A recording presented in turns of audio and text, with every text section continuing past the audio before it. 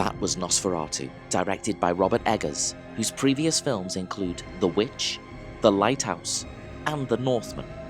Lots of these going on there. Inspired by Bram Stoker's novel Dracula, and a remake of the 1922 silent film of the same name, Nosferatu stars Lily Rose Depp as Ellen Hutter, Nicholas Hoult as Thomas Hutter, Bill Skarsgård as Count Orlok, or Nosferatu as he's known to his friends, Aaron Taylor Johnson as Friedrich Harding, here fully forgiven by me for Craven the Hunter, and lastly starring Willem Dafoe, clearly having fun, as Albert Eberhard von Franz. Originally intended as director Eggers' follow-up movie to 2015's The Witch, it languished in the background until now, where we finally get to see his vision fully realised. It's gothic, it's cinematic, but is it any good? Let's go through it together. What did I think? I've just been to see Nosferatu. What can we say about Nosferatu? Well, we got to say something because this is a review, so it wouldn't be very good, would it, if I didn't say anything? Gotta let this one digest. Like a good meal, gotta let it digest. Let's get out of this car park first, and then we can talk about Nosferatu. Nosferatu. Dracula? Nosferatu. Oh, it's the exit. Look at this. Folks, we made it out. Let's do the honours. Thank you. Yeah, cheers. Yeah. All right then. Yeah. Cheers. I wasn't expecting to see what I got. I'll be honest. I mean, for me, Eggers is hit and miss. Eggers being the director of Nosferatu. And he's only hit and miss because some of his stuff is not very accessible. And what I mean by that is accessible to mainstream audiences. Some of his stuff is very weird. I mean, The Lighthouse. If you've not seen The Lighthouse, it stars Robert Pattinson and Willem Dafoe. Amazing actors, both of them. Amazing. But it's very, very, very weird. I mean, very weird. And I would say borderline incomprehensible, but that's just a me thing. I think that's just a me thing. Then you look at something like The Northman, and you look at The Witch, right? So, in my view, Robert Eggers' best film is The Witch. It's just phenomenal. The Witch is phenomenal. And Nosferatu has more in common with The Witch than it does with The Lighthouse. And for that, I am thankful. We don't want to give away any spoilers, although people do kind of know the story of Nosferatu and Dracula and those kind of things. So it's not like, it's not like we're in uncharted waters here.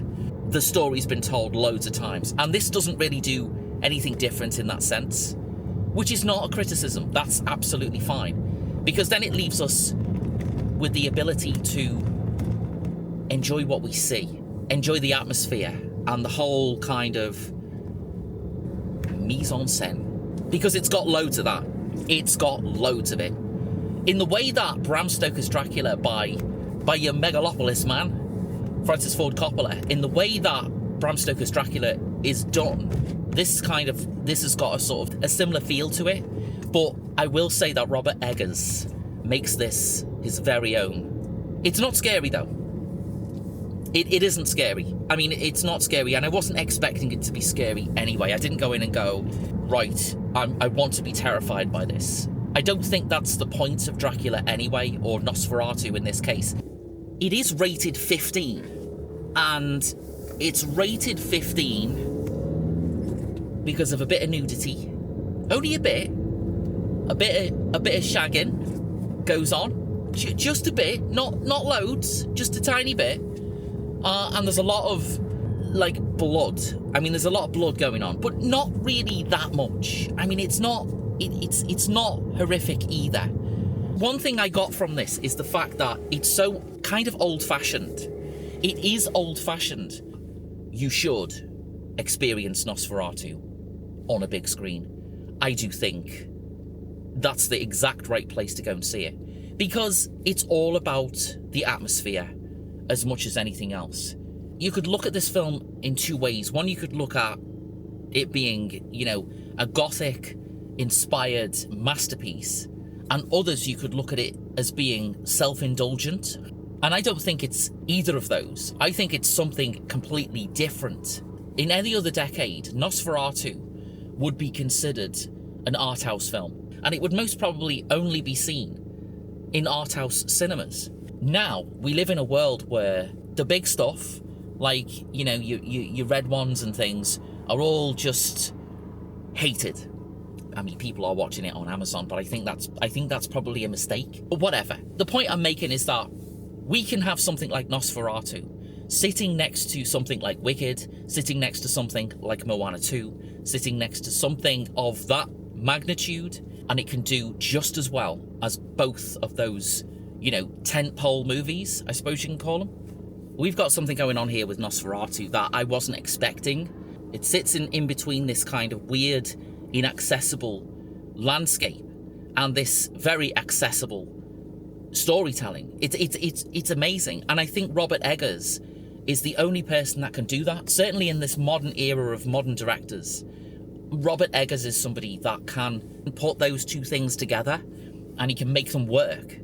And that's what I was worried about with Nosferatu. I was worried that it was going to be so bizarre and so like, oh my god. But I think it balances itself so well, it doesn't do either of those two things.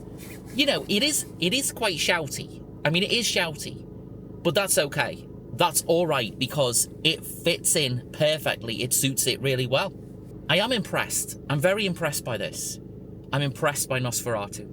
All right, so we need to talk a little bit about performances. We should start off with Skarsgård, right? We should kick off with Alexander Skarsgård. That is his name, isn't it?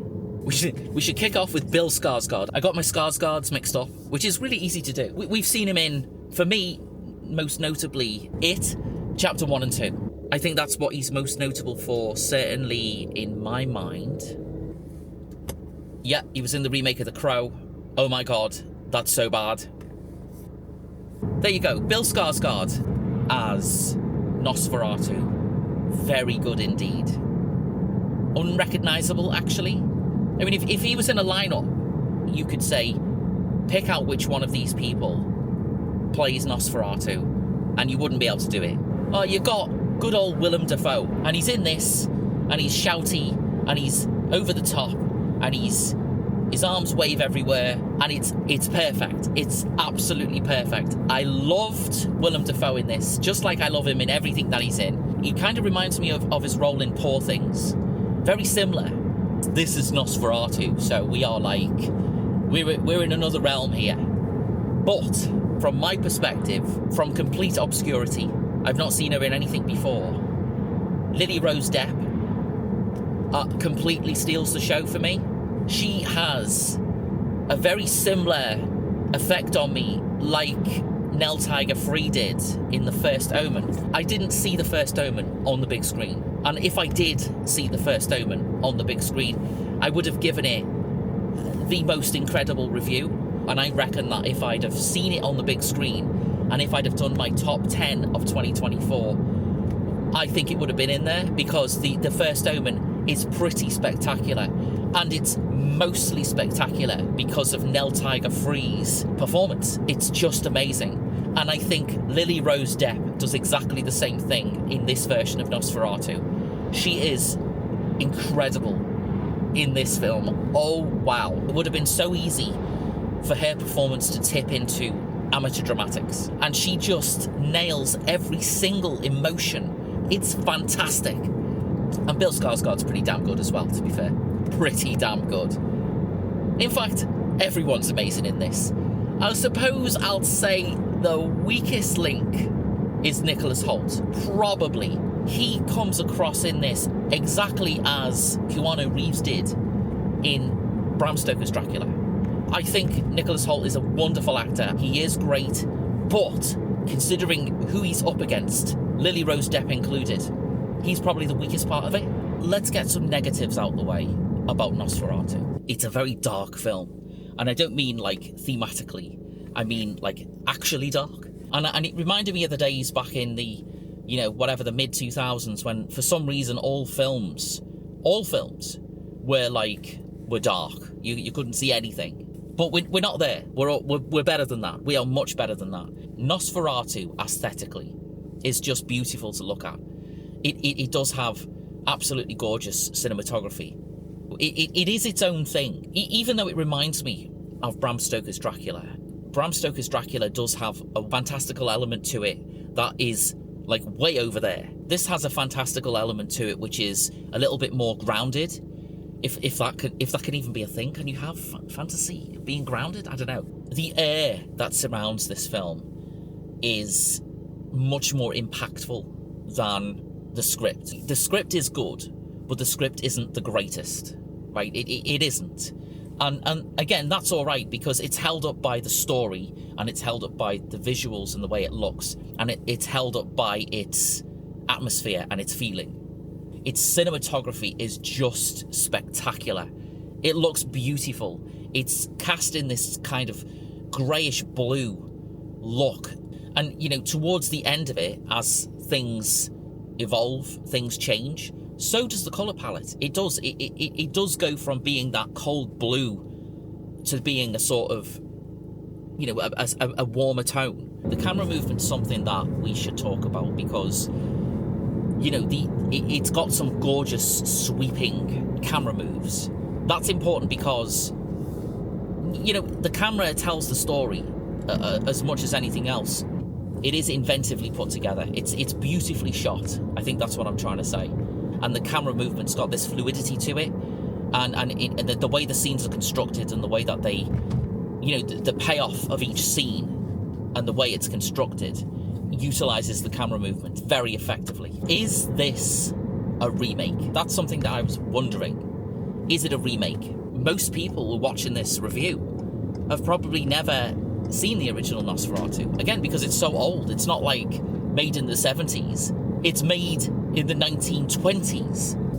Yeah, so let's sum this up, right? So Nosferatu, we've started off 2025 in a great way here, seeing something like Nosferatu on the big screen. And that's really where it belongs. It belongs on the big screen.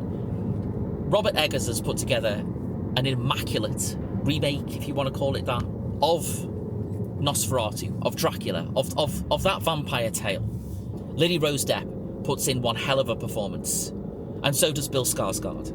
Both of those actors really own the screen. Anytime they're on the screen, it's just like seeing magic, whether they're on screen together or whether they're on screen separately.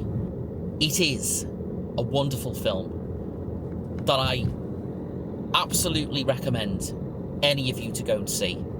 You absorb its wonderful atmosphere and the wonderful way that it looks. We'll look back on it in 20, 30 years' time, and we'll be like, yeah, this was a moment in cinema that we needed to see. Robert Eggers has made a truly wonderful piece of work here.